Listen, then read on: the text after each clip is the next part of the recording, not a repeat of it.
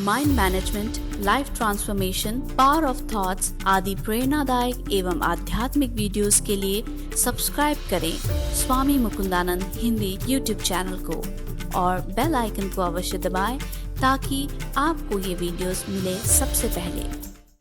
मेरा प्रश्न था कि पहले किसी चीज़ की हमें ट्रेनिंग दी जाती है, फिर हमें उसे प्रैक्टिकल सिचुएशन में लागू करना होता है, बट यहाँ पे पहले भगवान कर्मयोग करने के लिए कहते हैं, फिर लास्ट में कर्म संन्यास। तो कर्म मतलब परीक्षा पहले हो जाती है हमारी संसार में रहते हुए मन को भगवान में लगाना, और फिर बाद में हमें कर्म संन्यास करना होता है। तो ये थोड़ा उल्टा लगता है समझिए, और बहुत मुश्किल होती है। आप पहले कर्म संन्यास करना चाहते हैं?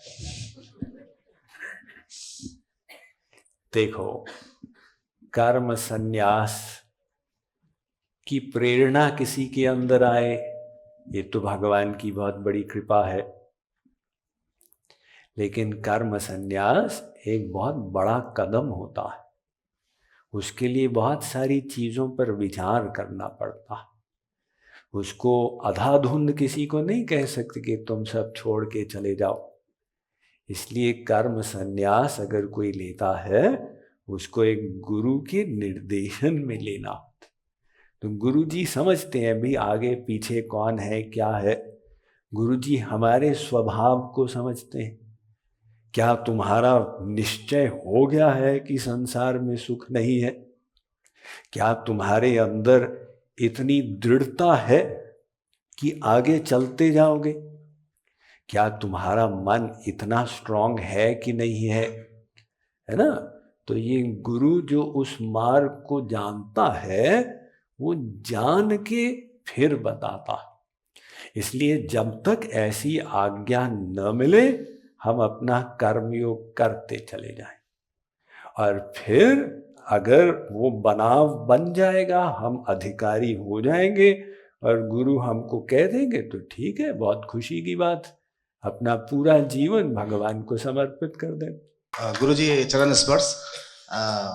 मैं इस फील्ड में बहुत नया हूँ, नोवाइस हूँ तो गो स्पिरिचुअल पाथ। मेरा क्वेश्चन था, आप प्रवचन के दौरान बोला था कि ध्यान होना चाहिए, ऐसा नहीं कि आप ध्यान भी कर रहे हो बातें भी कर रहे हो, तो फिर वो नहीं हो पाता है। लेकिन हमने देखा है कुछ ऐसे पंथ जैसे हरे कृष्ण मंत्र है, तो कुछ लोगों को देखता हूँ मैं 24 आवर्स उनके पास एक होता है, वो रखते रहते हैं और ड्यूरिंग द डे और काम में भी, और फिर काम भी करते हैं। तो क्या हमें वैसा करना चाहिए, या जैसा आपने बोला कि मेडिटेशन के थ्रू या 1 मिनट भी अगर 2 मिनट भी ध्यान लगे भगवान में तो उसका प्रयास करना चाहिए?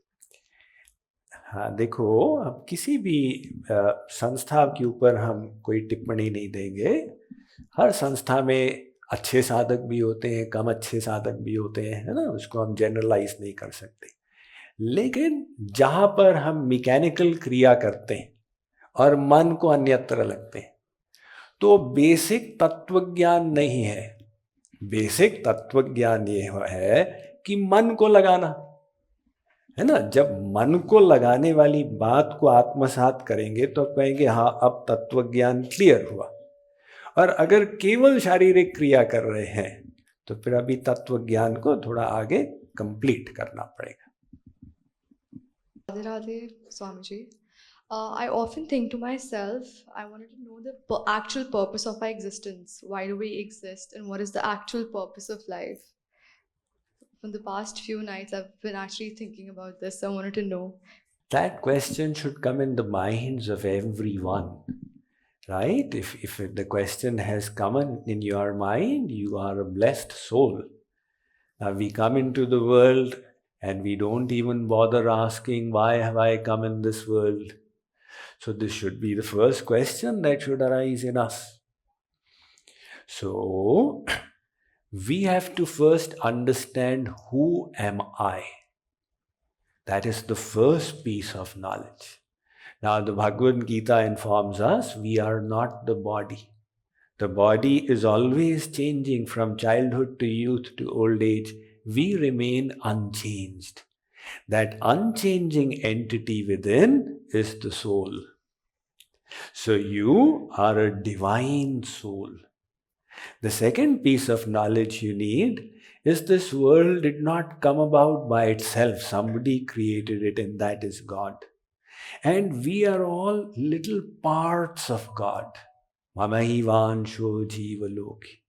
Just like this hand is a part of the body. So the dharma of the hand is to serve the body. When it serves the body, it receives the nourishment that it needs. And supposing the hand says, why should I serve this body? You cut me and keep me apart.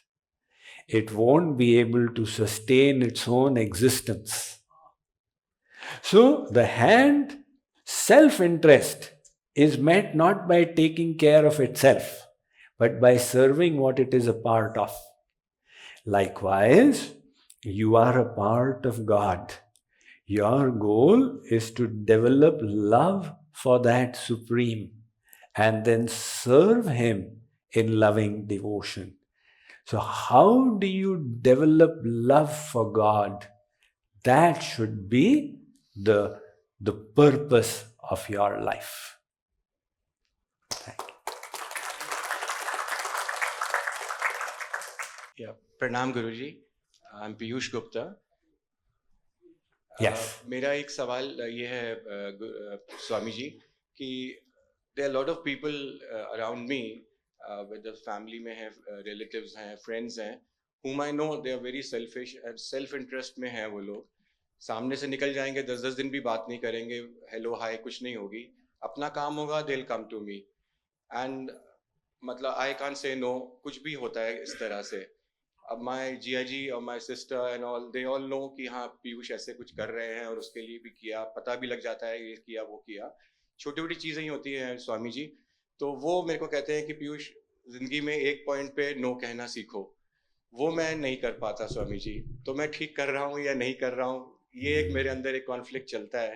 तो बस इस पे थोड़ा सा आपसे ज्ञान चाहता हूँ जी. अब ये देखो, ये परेशानी सब लोगों को होती है. उसने हमको धोखा दे दिया, उसने हमको दुख दिया, हमने उसके लिए इतना किया, उसने कुछ किया नहीं, है ना.